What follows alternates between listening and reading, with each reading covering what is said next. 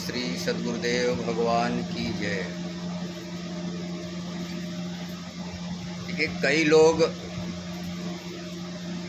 बुद्ध का समर्थन नहीं करते हैं, खंडन करते हैं कि बुद्ध आत्मा परमात्मा को नहीं मानते हैं, पुनर्जन्म को नहीं मानते हैं।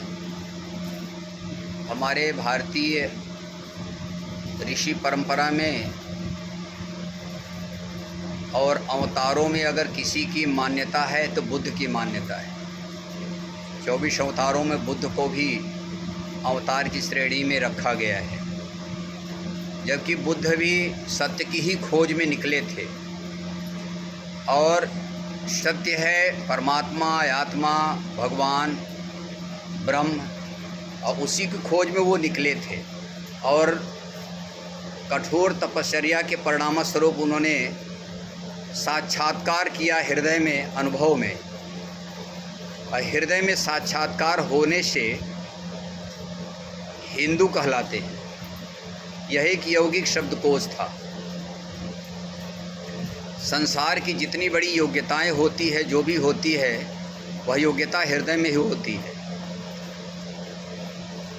शरीर से दिखने में नहीं आता है। वैसे ही परमात्मा भगवान की भी योग्यता हृदय की चीज़ है। सृष्टि का ऊंचा सूचा पद, ऊंचा सूचा भोग, ऊंची सूची विलासिता, वैभव सब कुछ मिल जाए, लेकिन आप दुख मुक्त नहीं हो सकते। अब बुद्ध का सिद्धांत था जन्म मृत्यु जरा व्याधि। बुद्ध के पंचशील होते थे, मतलब आचरण में उतारने के लिए 5 नियम बनाए गए थे। उसी को पंचशील, 8 शील ऐसे कहा गया। शील माने आचरण ही होता है। हमारे रामचरितमानस में गोस्वामी तुलसीदास जी लिखे हैं, शील की मिल बिनु बुध शिवकाई, बिनु तप तेजन रूप गोसाई। कि बोध स्वरूप जब तक ऐसे तत्वदर्शी सद्गुरु महापुरुष नहीं मिले, उनकी सेवा साधना से हमारे अंदर आचरण ही बदलता है। और जब तक ऐसे नहीं मिले हैं, तब तक आपकी आचरण नहीं सुधर सकता है। आपके जो विकार अंतःकरण में हैं आत्मा के ऊपर, काम, क्रोध, लोभ, मोह, ये जो मानस रोग है, इसका इलाज आपके पास नहीं है, सृष्टि में कहीं नहीं है। कोई कितना भी ज्ञान बघार ले, पढ़ करके बढ़िया से बढ़िया लच्छेदार शब्द बोल ले, ये केवल वाणी की विन्यास मात्र है, वाणी की विलासिता मात्र है। लेकिन साधना बिना किए हुए काम, क्रोध, लोभ, मोह नहीं मिटेगा। आज जितने कथावाचक हैं सुन लीजिए, कोई शादी करने को तैयार हैं, मतलब विकार अंदर में हावी है सब चीज़ का, कि हम बच्चा भी पैदा करेंगे, वो भी करेंगे। तो जो बाल ब्रह्मचारी या महापुरुष हो गए, जो स्थित प्रज्ञ हो गए हैं, ऐसे ही महापुरुष को ही परमात्मा कहा गया है। गीता अध्याय 13 के 22वें श्लोक में देखिए, स्पष्ट है वहाँ कि परमात्मा कैसे बन जाते हैं, भगवान कैसे बन जाते हैं, ब्रह्म कैसे बन जाते हैं।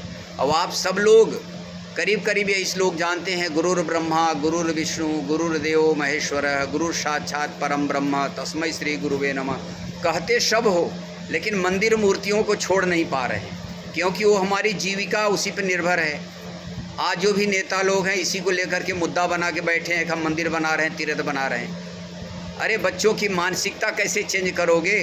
बच्चों के आचरण कैसे सुधारोगे? बच्चे हमारे देख रहे हो किस दिशा में जा रहे हैं, भोग विलासिता में जा रहे हैं, कितने पढ़ाई लिखाई में आगे बढ़ गए।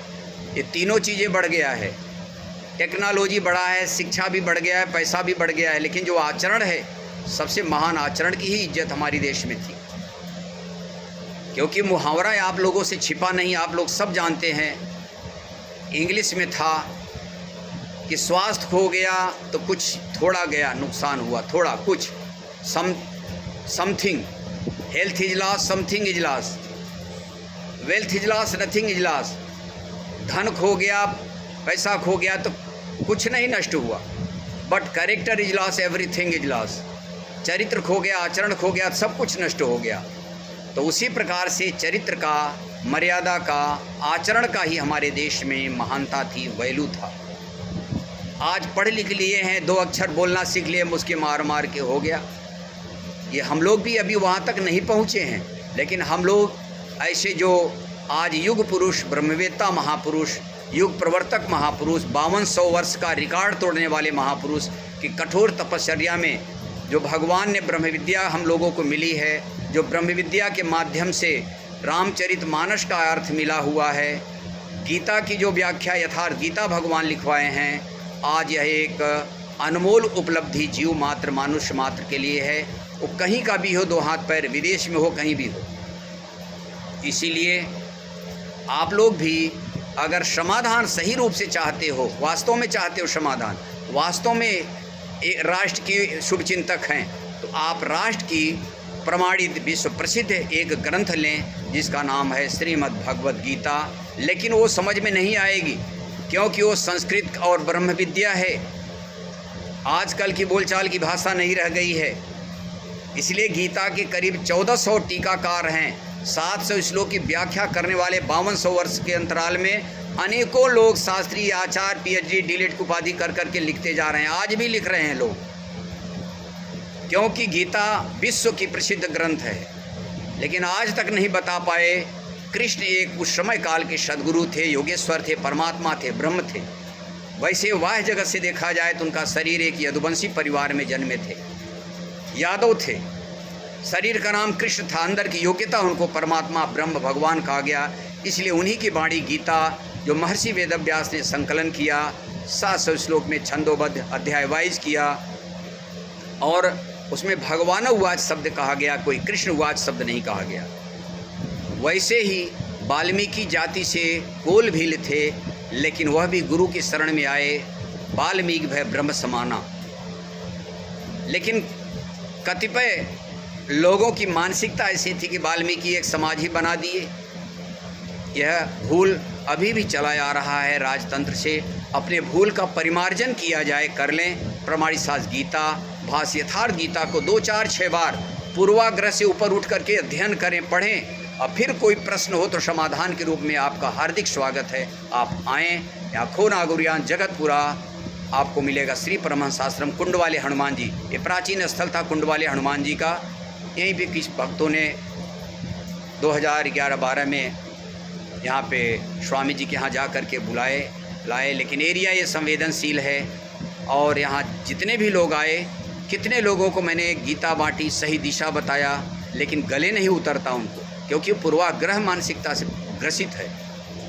जैसे बच्चे प्राइमरी मिडिल के हैं, जबरी उनको इंटर BA MA में बैठा दो तो नहीं समझ पाएंगे। तो जब तक पुण्य पुरुषार्थ नहीं बढ़ाए आपका, तब तक सच्चे संत महापुरुष नहीं मिलेंगे। जब तक सच्चे संत महापुरुष नहीं मिलेंगे, तब तक आपको सही दिशा नहीं मिलेगी। लेकिन आप चलने वाले प्रत्याशी अवश्य हैं, लेकिन अभी सनातन में आपका प्रवेश नहीं है, आप सनातन जानते भी नहीं। सनातन में जिस दिन प्रवेश मिलेगा, इसे सद्गुरु मिलेंगे, साधना की जागृति होगी, तब 4 वर्णों में से आप एक शूद्र श्रेणी में आओगे। फिर साधना की जागृति होगी, फिर धीरे धीरे आपकी क्लास सनातन में बढ़ते बढ़ते 2, 4, 10 जन्मों के बीच में आप वही सनातन पुरुष कहलाओगे जो भगवान कृष्ण कहलाए, बुद्ध कहलाए, महावीर कहलाए, गुरुदेव भगवान कहलाए। हमारे परमहंस जी चित्रकूट वाले परमानंद जी महाराज, वो युग पुरुष उस समय काल के थे, उन्हीं के शिष्यों की परंपरा में आज भी हम लोग चल रहे हैं। बोलो गुरुदेव भगवान की जय। यही है एक आश्रम अपना, जो अस्थाई तो नहीं रह पाता हूँ, लेकिन पूज्य स्वामी जी के आदेशानुसार इस बार हमें आना पड़ गया। आए, अभी तो गर्मी में आने का विचार नहीं था, लेकिन हो सकता है महापुरुष के आदेश में कुछ न कुछ रहस्य छिपा रहता है, और उसी के आधार पे हम लोग पालन करने का कोशिश करते हैं। और यह उन्हीं की कृपा पात्र, उन्हीं की बाड़ी है, हमारा अपना कुछ नहीं है, उन्हीं से मिला हुआ चीज़ मैं बोल रहा हूँ। अब जो भी हो, अच्छा या बुरा, जैसा भी हो, अब आप लोग उसको सुने और ग्रहण करें, फिर उसको जीवन में उतारें। इसलिए महापुरुष की पहचान, सद्गुरु की पहचान, भगवान की पहचान श्रद्धा भाव से, हृदय में श्रद्धा भाव से ओम का या राम का जप करें, 2 में से थोड़ा श्वसन क्रिया पे ध्यान दें, और प्रार्थना करें कि आज वर्तमान में ऐसे महापुरुष हमको दर्शन दें, जो स्वयं कल्याण कर चुके हैं, शिव स्वरूप में हैं, सद्गुरु कृष्ण के स्वरूप में, बुद्ध के स्वरूप में है। ऐसे ही महापुरुष हमको भी दर्शन दें, क्योंकि महापुरुष सदैव थे, सदैव हैं और सदैव रहेंगे। लेकिन ये अवश्य है कि उनके संरक्षण में बहुत कम ही लोग स्थान पाते हैं। नानक, कबीर, महावीर, बुद्ध, ये जितने महापुरुष हुए, संत ज्ञानेश्वर, तुकाराम, दादूराम, ये सभी महापुरुष एक इकाई हैं। उनके समय काल में कुछ ही लोग लाभ उठाए, उन्हीं के नाम पे आज संप्रदाय चल रहा है। बोलो गुरुदेव भगवान की जय। आप यथार्थ गीता पढ़ें, माताएं पढ़ें, बच्चे पढ़ें, बच्चियां पढ़ें, अपनी भाषा में पढ़ें। देश विदेश के करीब 30 भाषाओं में उपलब्ध है। बोलो गुरुदेव भगवान की जय।